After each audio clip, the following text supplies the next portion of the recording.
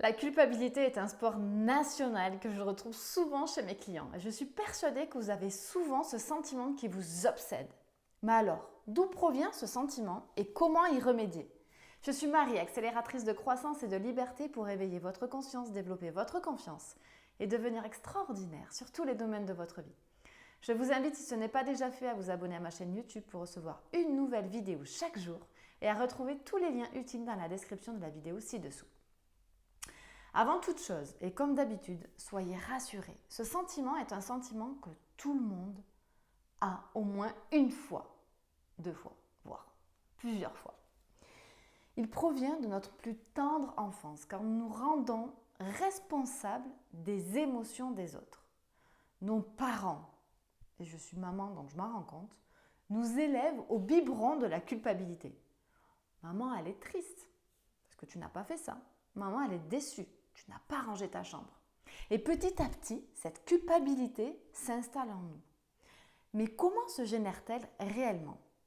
En fait, elle se génère quand deux de nos besoins fondamentaux sont en conflit. Alors, quels sont ces besoins?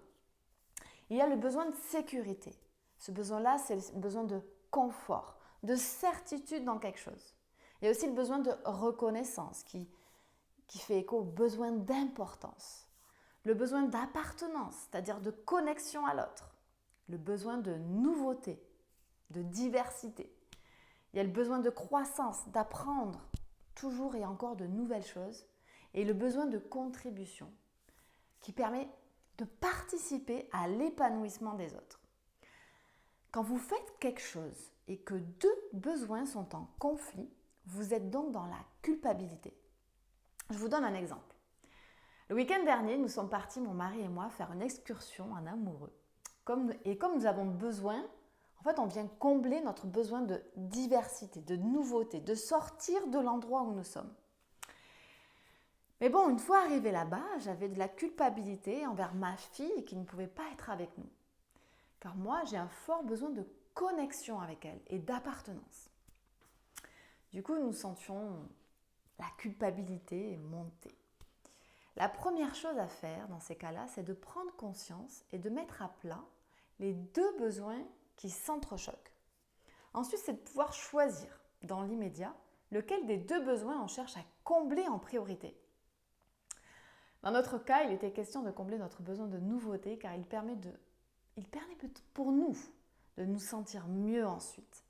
Par contre, il fallait prendre une décision de comment combler le deuxième besoin pour évincer ce sentiment de culpabilité. Nous avons donc fait le choix, ce qui n'était pas prévu, d'aller la chercher le lendemain et de rester manger dans le lieu dans lequel elle était pour lui faire plaisir et être en connexion avec elle.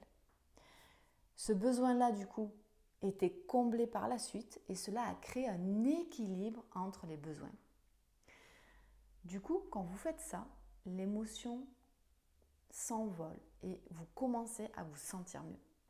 Le processus est donc le suivant.